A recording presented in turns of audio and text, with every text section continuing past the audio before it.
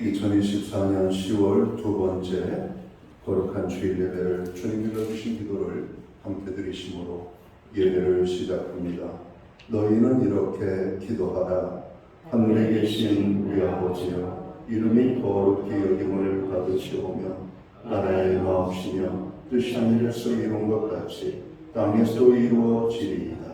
오늘날 우리에게 일용할 양식을 주옵시고 우리가 우리에게 죄 지은 자를 사하여 준 것 같이 우리의 죄를 사하여 주옵시고 우리를 시험에 들게 하지 마옵시며 다만 악에서 구하옵소서. 대개 나라와 권세와 영광이 아버지께 영원히 쌓옵나이다. 아멘. 주보에 있는 찬양으로 주님 앞에 나아갑니다. 크신 주께 영광 돌리세. 우리 찬양으로 주님 앞에 나아갑니다.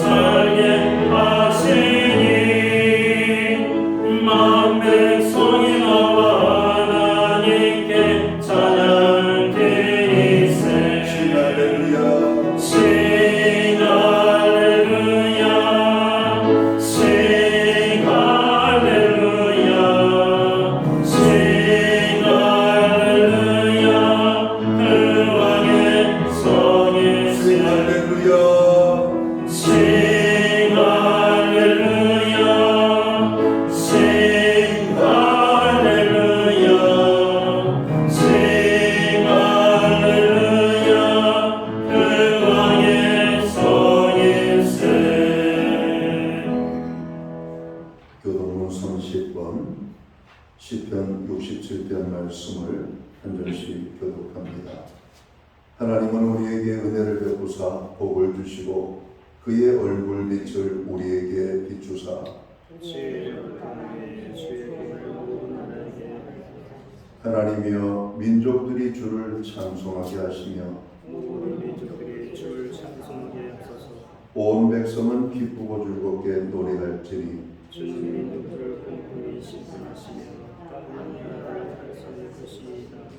하나님이여 민족들이 주를 찬송하게 하시며 모든 민족으로 주를 찬송하게 하소서. 땅이 그의 소산을 주었으니 하나님이 우리에게 복을 주시리로다. 하나님이 우리에게 복을 주시리니 땅의 모든 끝이 하나님을 경외하리로다. 아멘. 자리에 작성하시겠습니다. 찬송가 88장 찬양. 오늘 이 찬양으로 하나님 앞에 영광 돌리고 드려지는 이 예배를 위하여 박영석 전도사님 기도하시겠습니다.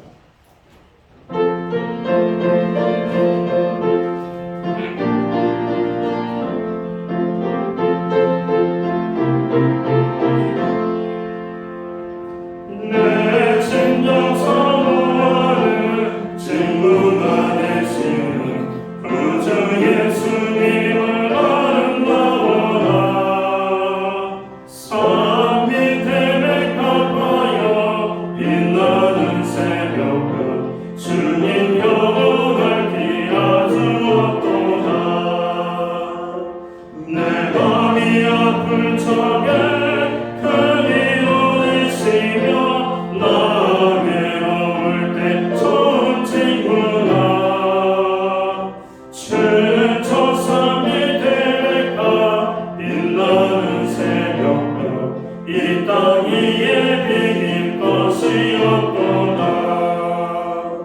내 맘의 모든 염려 이 세상 보라도 주님 항상 마치하여 주시고 시험을 당할 때에 악마의 계교를 즉시 물리치사 나를 지키네 온 세상 날 보려도 주 예수 안 보려 끝까지 나를 돌아보시니 주는 저 삶의 계획과 빛나는 새벽별 이 땅 위에 비길 것이었구나 내 맘을 다하여서 주님을 따르며 길이 길이 나를 사랑하리니 물불이 들여참고 창문도 겁없네 주는 높은 산속 내 방패시라 내 영혼 먹이시는 그대 누리고 나 친히 주를 뵙기 원하네 주는 저 삶의 계획과 빛나는 새벽별 이 땅 위에 비길 것이었도다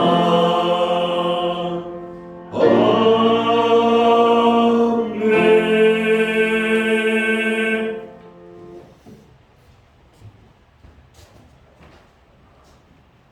다 함께 기도드리겠습니다. 할렐루야. 하늘은 높고 맑게 하시며 오곡 백가가 물들게 하게 하시고 수많은 추수의 열매들을 주시고 권능과 은혜가 풍성한 하나님 아버지를 찬양합니다.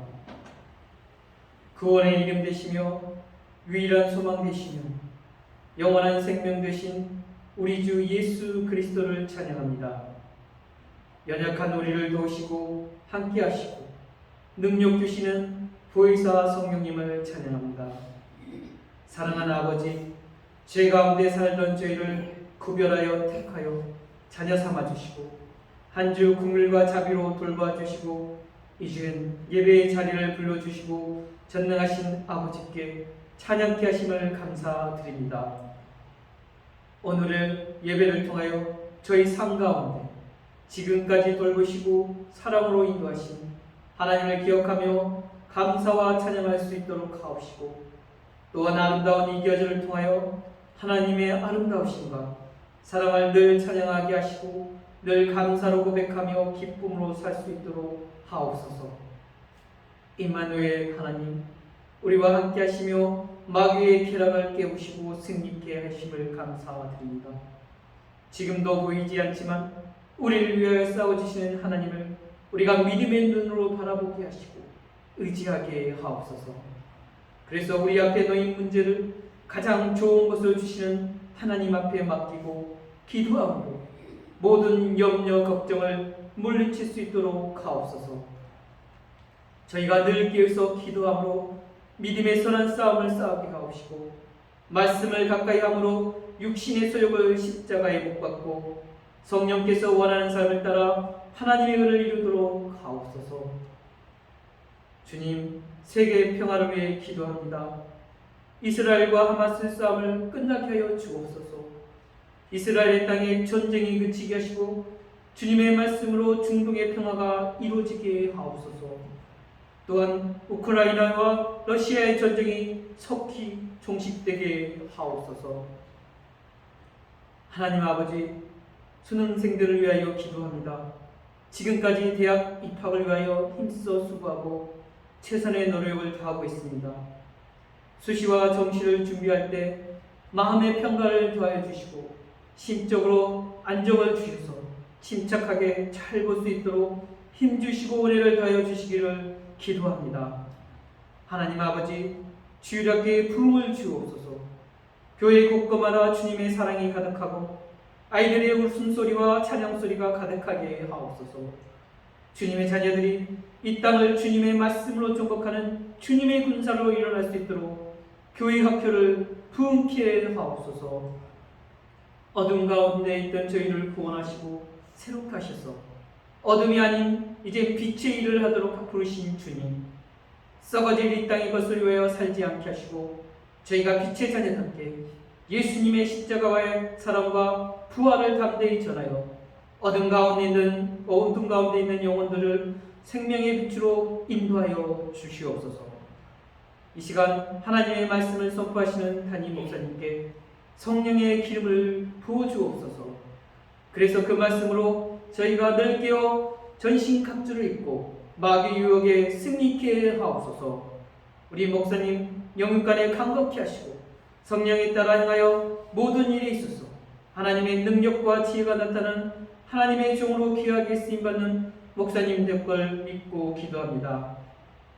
아픔과 고통 가운데 계신 성도님들을 위로하시고 치료해 주시기를 기도하며 감사드리며 이 모든 말씀 귀하신 이름 예수님 이름으로 기도드립니다.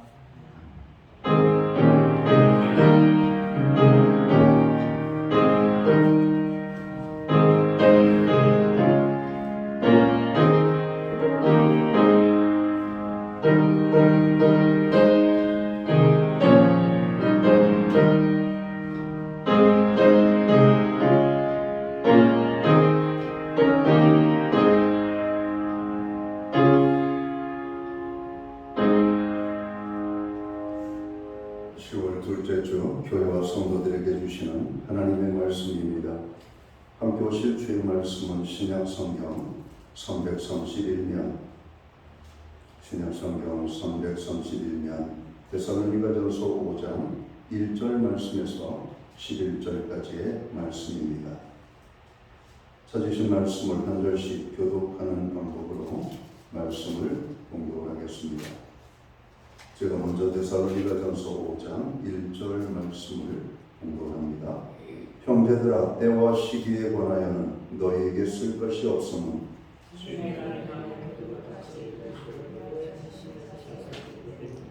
그들이 평안하다 안전하다 할 그때 임신한 여자에게 해산의 고통이 이름과 같이 멸망이 갑자기 그들에게 이르리니 결코 피하지 못하리라.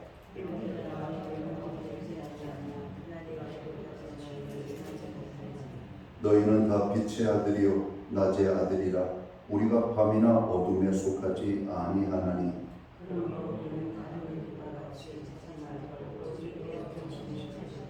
자는 자들은 밤에 자고 취하는 자들은 밤에 취하되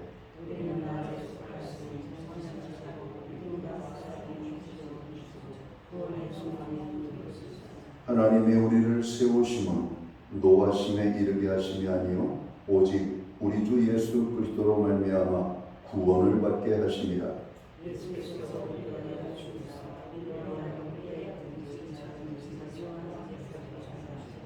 11절 말씀을 함께 읽겠습니다. 그러므로 피차 권면하고 서로 덕을 세우기를 너희가 하는 것 같이 하라. 아멘. 찬송가 213장 찬양, 오늘 이 찬양 1절과 4절, 5절 찬양으로 하나님 앞에 영광을 돌리고 드려진 헌물 위하여 공헌 기도 드리겠습니다.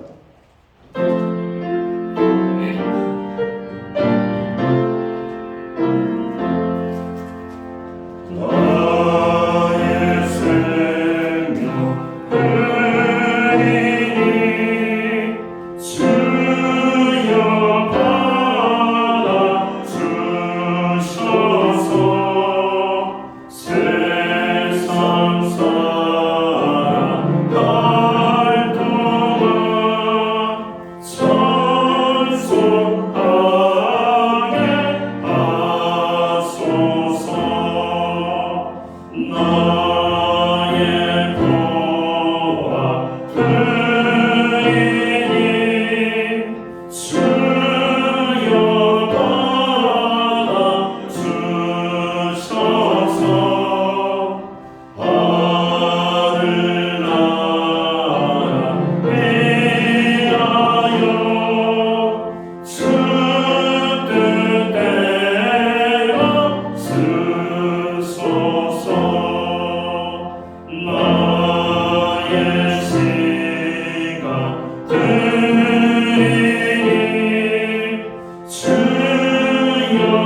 이어다가 주셔서 평생도록 주의에 봉사하게 하소서. 아멘.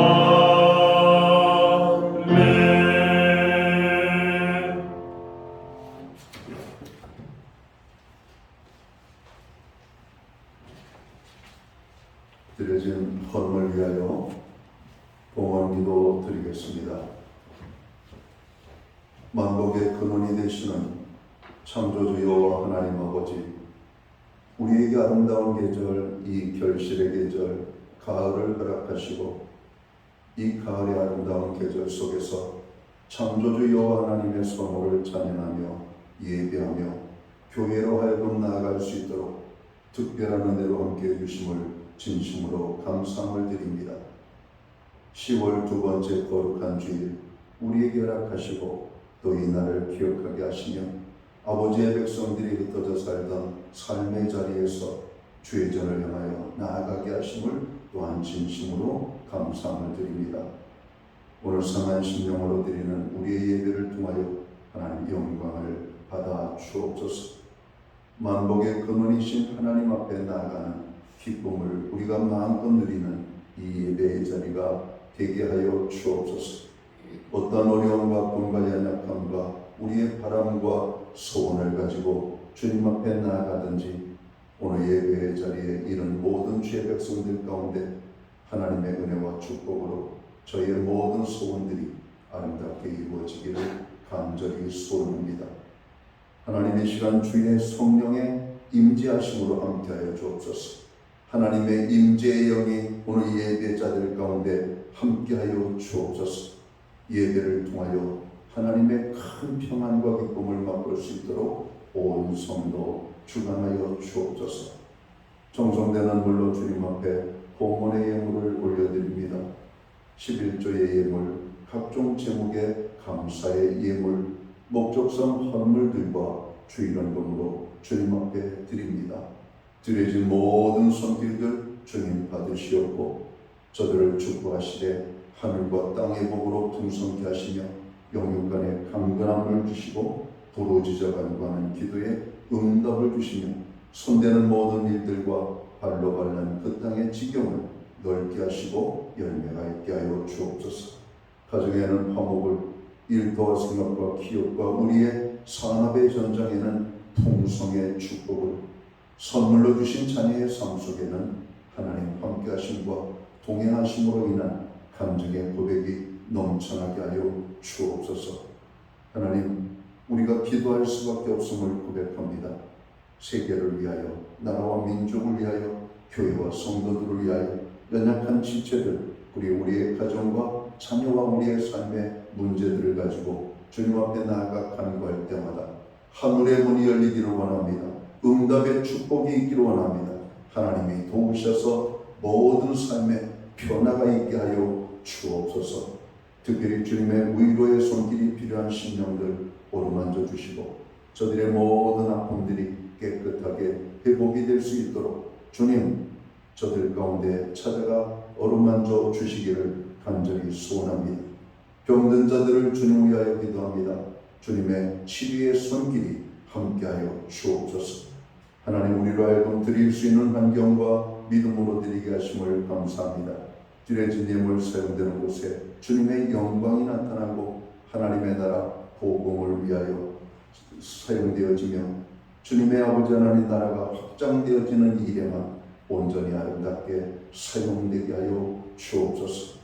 오늘도 귀한 예물로 참여하는 모든 신령들, 은사를 따라 섬기는 모든 손길들, 또 하나님 앞에 우리가 맡은 바 사명과 책임을 감당하는 모든 직분자들의 그 수고와 헌신, 주님의 이름으로 행하는 작은 착한 우리의 선함 하나하나에도 하나님께서 함께 하시고 복 주시는 축복이 저들 가운데 열매로 나타나게 하여 주옵소서.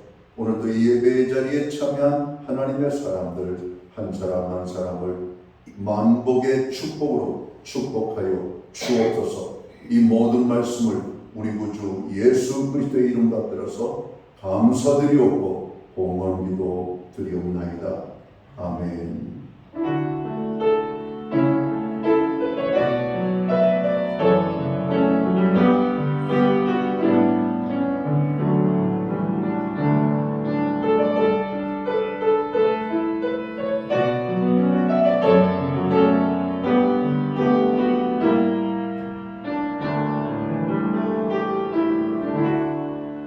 저는 시간 교회를 대신해서 10월 둘째 주 거룩한 주일 예배에 참여하신 모든 교우들을 환영합니다.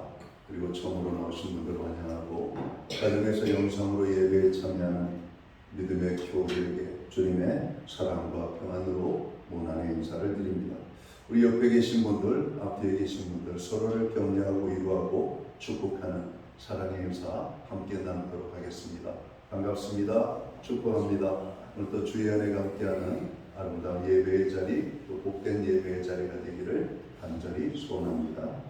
예배의 복이 삶의 회복입니다. 아무리 힘들고 어려워도 예배의 심수는 저희에게 되어야 되겠습니다. 교회의 중보기도에 늘 함께 해주셔서 감사합니다. 우리의 중보기도가 반드시 하나님 앞에 상달되어 응답의 축복으로 나타나게 될 것입니다.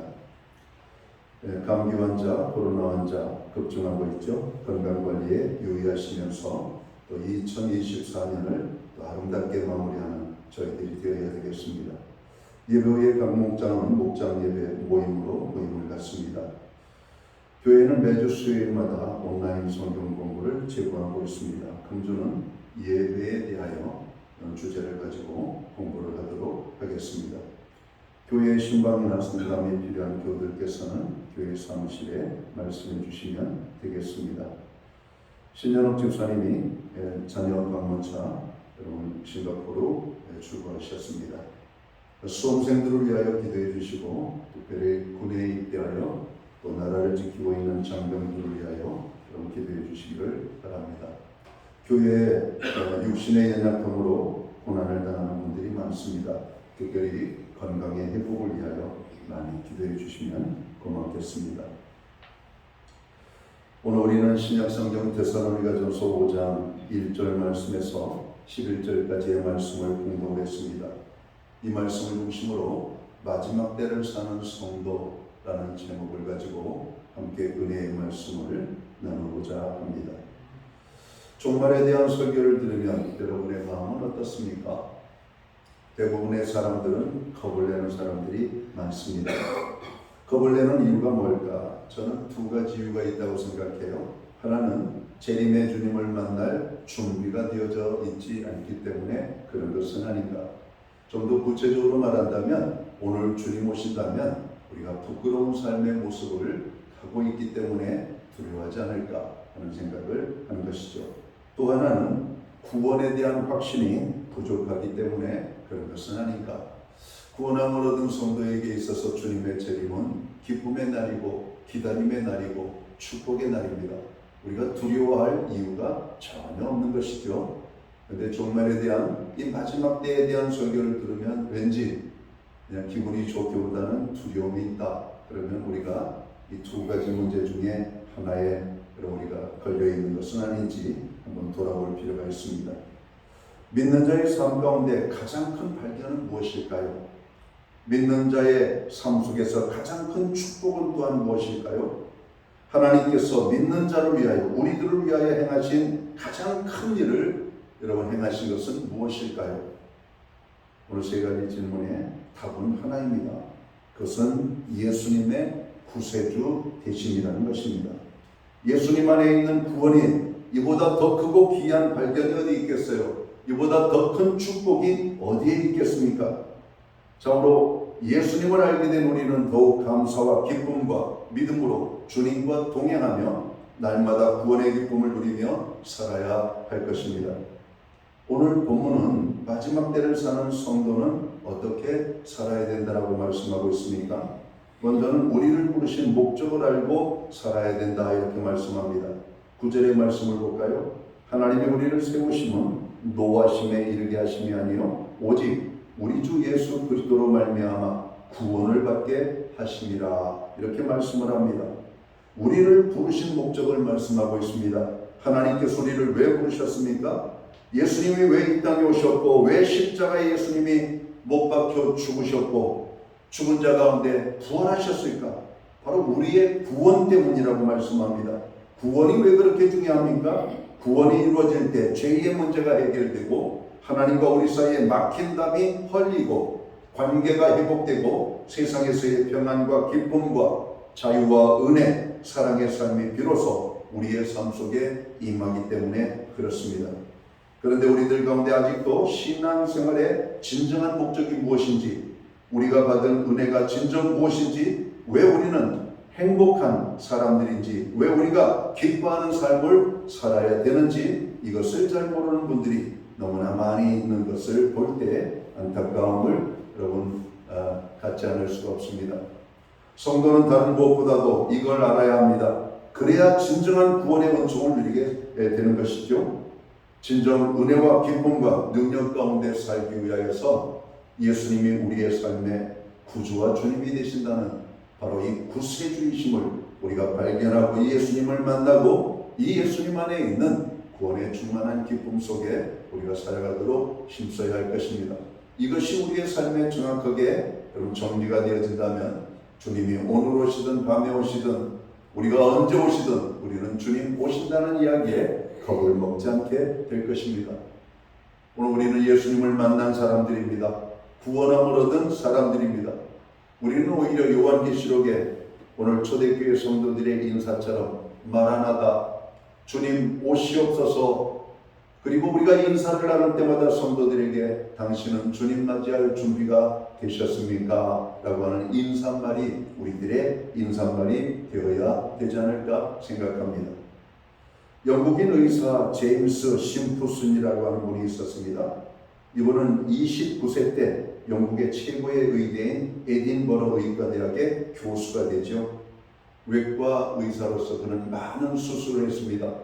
수술할 때마다 수술받는 사람들이 고통 중에 수술받는 것을 보면서 너무 안타까웠죠. 그때만 해도 수술을 받아야 되는 환자들을 끈으로 묶어놓고 고통을 감수하는 가운데 수술을 행하였기 때문에 그렇습니다. 다리를 자르고 팔을 자르고 여러분 우리가 상처난 부위를 째고 꼬매는 이 모든 일들을 여러분 그냥 묶어놓고 그 고통을 감당하면서 그런 수술을 했던 것이죠. 이분이 어느 날 하나님의 말씀인 성경을 읽다가 창세기 2장 21절의 말씀이 눈에 확 들어왔습니다. 그 말씀은 이런 내용이죠. 여호와 하나님이 아담을 깊이 잠들게 하시니 잠들매 그가 그 갈빗대 하나를 취하고 살로 대신하여 채우시고, 하나님이 아담을 잠재우시고 그의 갈빗대를 취하여 여자를 만들었다. 여러분 우리가 일반인의 눈들을 보면은 그냥 이렇게 스쳐 지나갑니다. 외과 의사의 눈에 비친 이 말씀은 참으로 충격적인 말씀이었던 것이죠. 심프슨은 이 말씀을 묵상하기 시작합니다. 깊이 잠들게 하는 약품을 찾기 시작하죠. 그리고 연구의 연구를 거듭하던 심프슨은 드디어 오늘날 우리가 사용하는 마취제를 여러분 찾아내게 됩니다. 심프슨은 이 마취제의 발견으로 의학계의 거목이 되죠. 그리고 영국 황실로부터 처음으로 의사로서는 경이라고 하는 칭호를 받게 됩니다. 그렇게 유명한 의사가 되어서 학교 강단에서 학생들을 가르치는 어느 날 한 제자가 물었습니다. 교수님께서 지금까지 발견한 것 중에 가장 위대한 발견은 무엇입니까? 라고 질문을 던졌죠. 당연히 아마 그는 마취제라고 생각을 했습니다. 그러나 이 교수의 입에서 나온 말은 전혀 의외의 말이었습니다. 그의 대답은 이것입니다. 내 인생에서 가장 위대한 발견은 내가 큰 죄인이라는 것과 오직 예수님만이 온 인류의 구주이시며 나의 구주가 되신다는 사실이라네. 바라기는 우리의 인생의 최대의 발견도 이와 같게 되기를 주님의 이름으로 축원합니다. 예수님만이 나의 구원자이십니다. 예수님이 나의 구세주이십니다. 여러분 이거보다 더 큰 발견은 우리의 인생에 어느 것도 없을 겁니다. 이거 하나만 우리가 온전히 이해하고 오늘 이 진리를 믿는다면 우리는 오늘 죽어도 행복한 죽음을 맞이할 수 있지 않을까. 구원의 확신 속에 살다가 구원의 확신을 가지고 오늘 천국에 가는 그 기쁨이 저와 모든 성도들에게 있기를 주의 이름으로 축원합니다. 자, 마지막 때를 또 어떻게 살아야 된다라고 성경을 말씀하고 있습니까?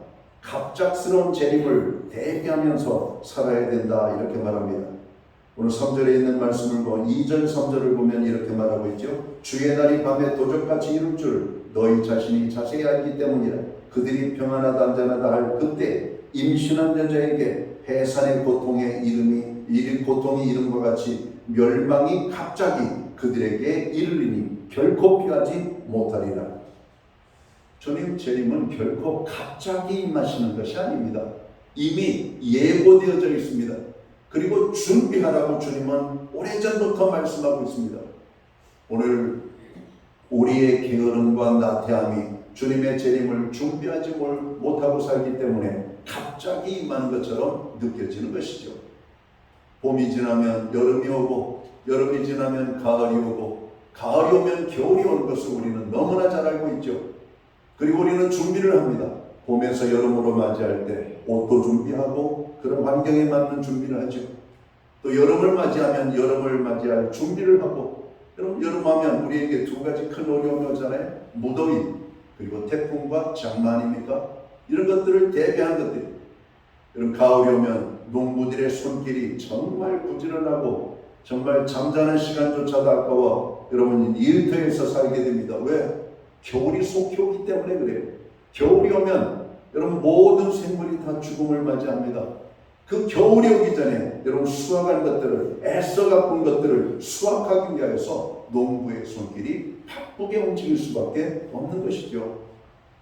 지금 들판에는 애써 여러분 농사지은 곡물들을 거두느라고 농부들의 손길이 얼마나 바쁜지 모릅니다.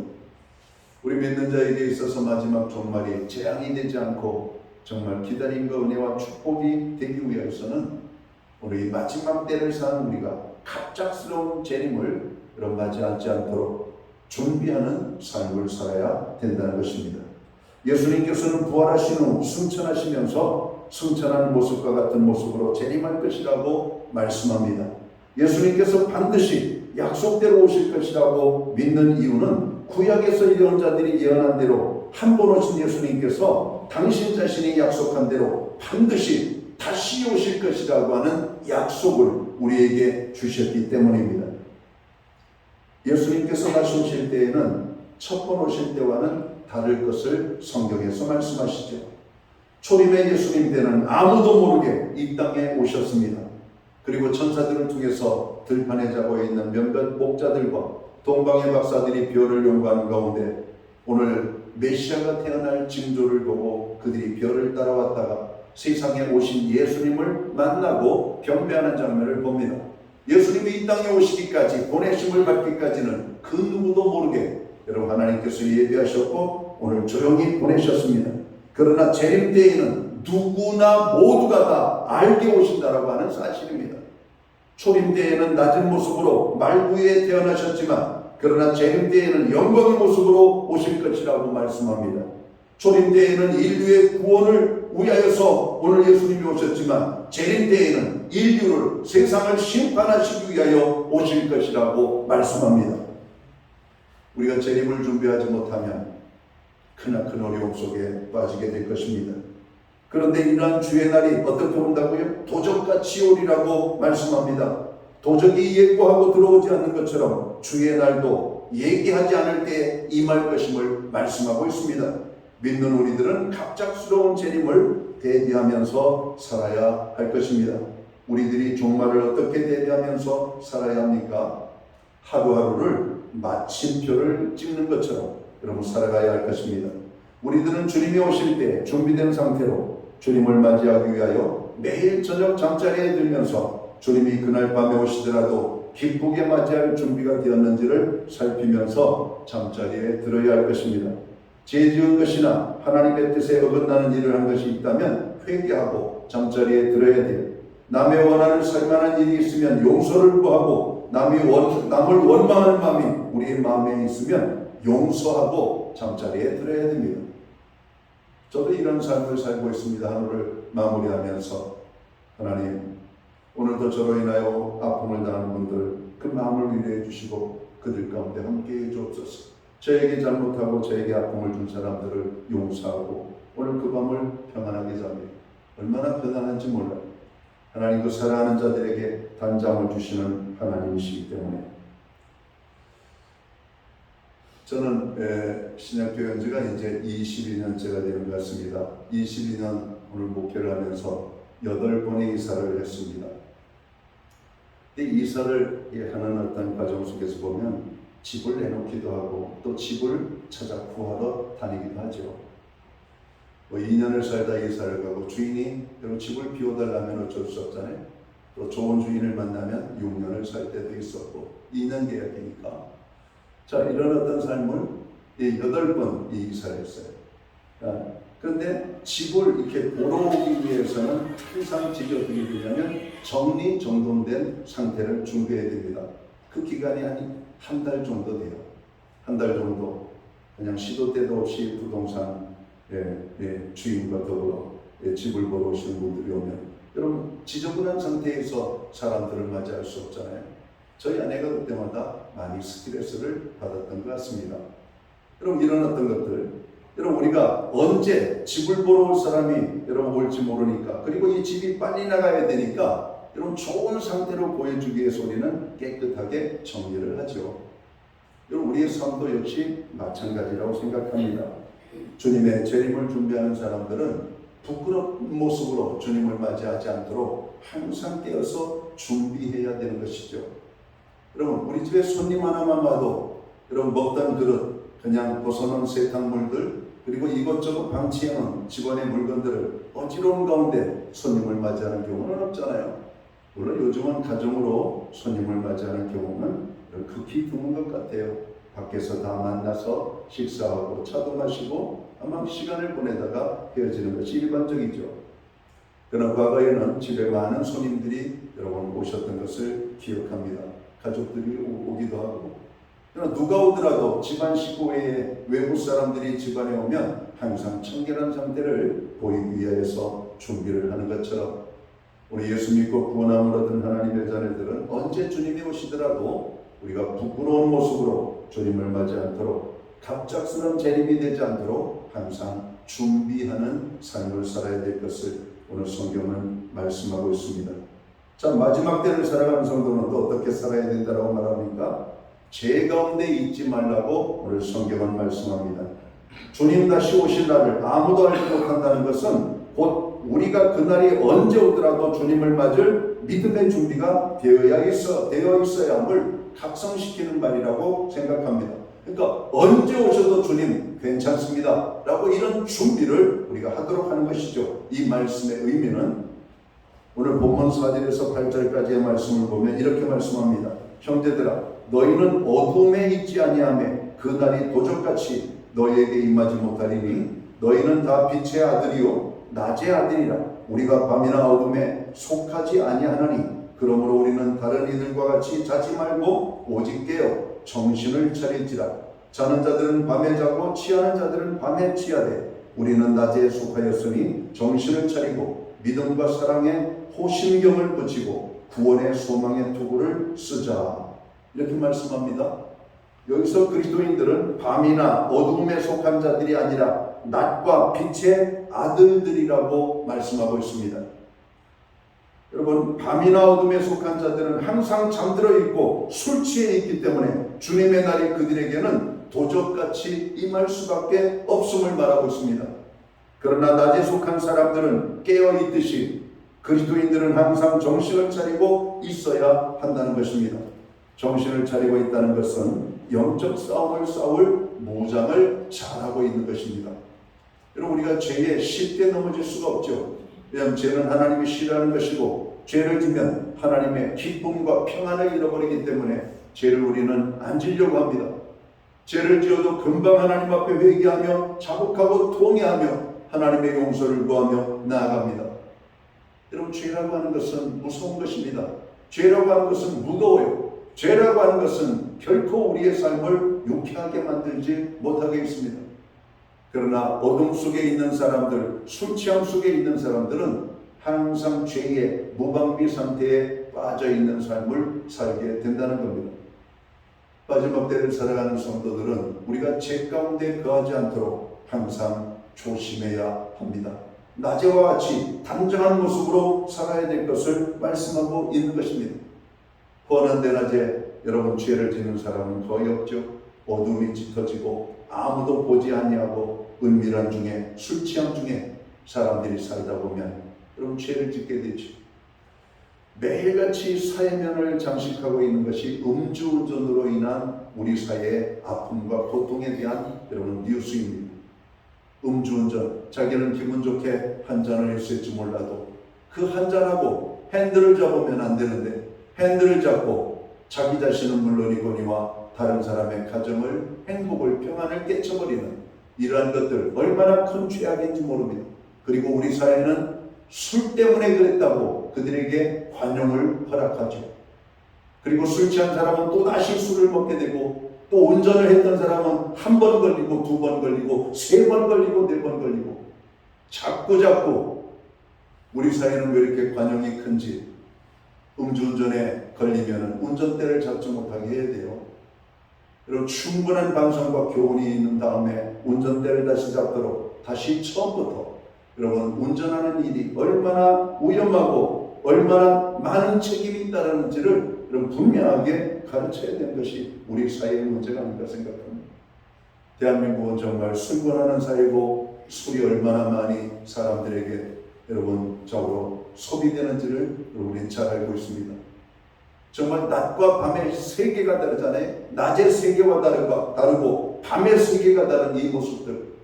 예수 믿고 구원함을 얻은 하나님의 자녀들은 밤에 거하는 사람들이 아니라 낮에 거하는 사람들이라고 말씀합니다.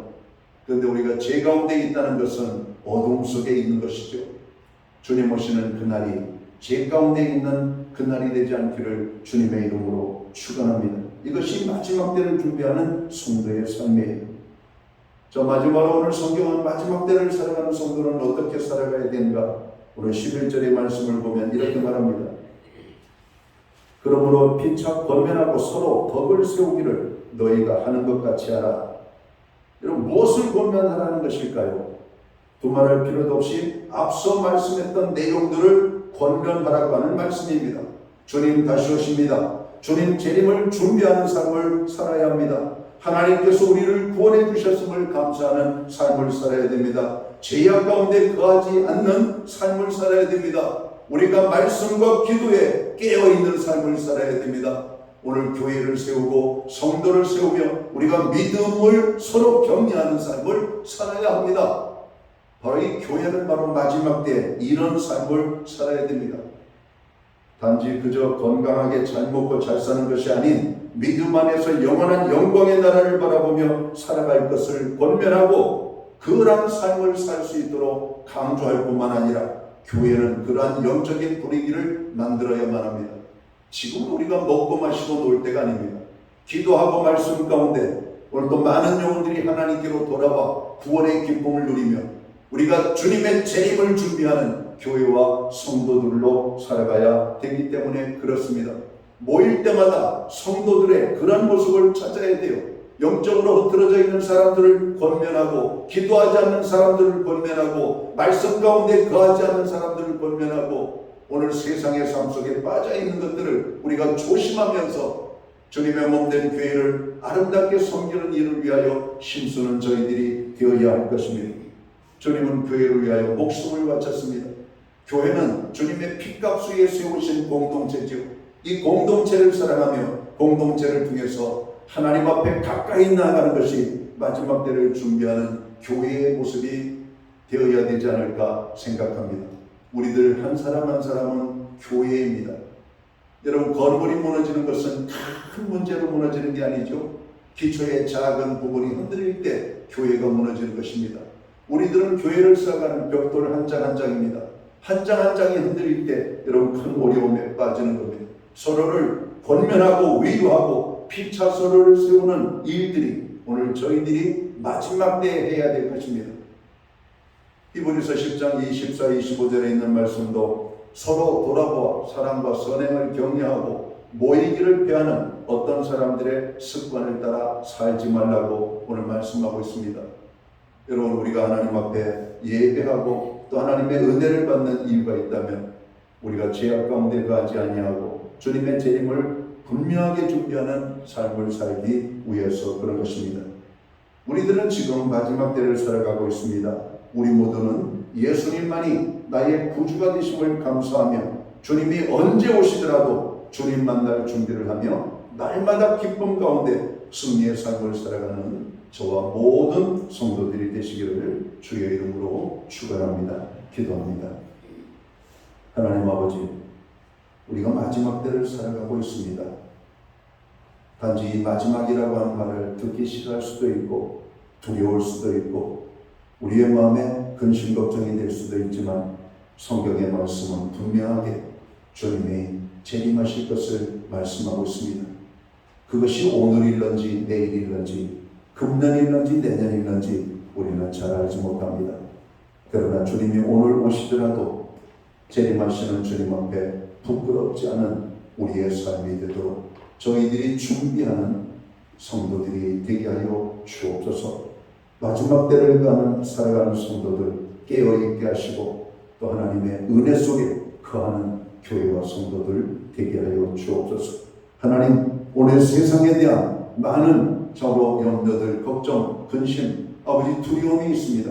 그러나 우리 예수 믿고 구원함을 얻은 하나님의 백성들에게는 그것이 두려운 것이 아니라 마지막 날 주님 재림하시는 그날에 주님 앞에 우리가 어떤 모습으로 맞이할 것인지가 더 중요한 것임을 깨닫고 늘 깨어있는 삶을 살게 하여 주옵소서. 예수님께 하신 이름으로 기도하옵나이다. 아멘. 자리에서 다 함께 일어나셔서 찬송가 191장 찬양 1절과 마지막 절 찬양 드리고 오늘 축도함으로 예배를 마칩니다.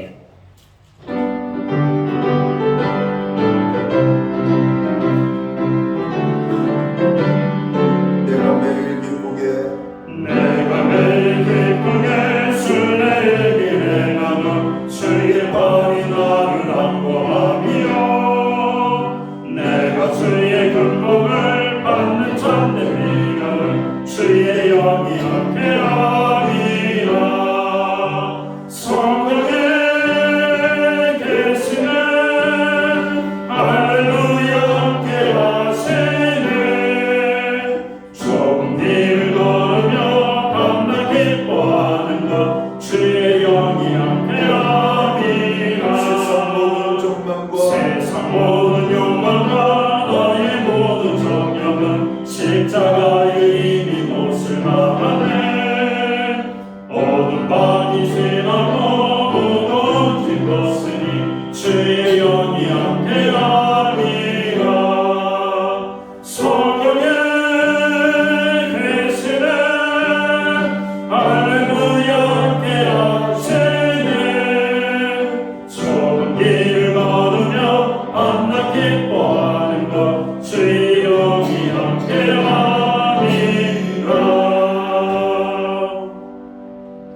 기도드리겠습니다.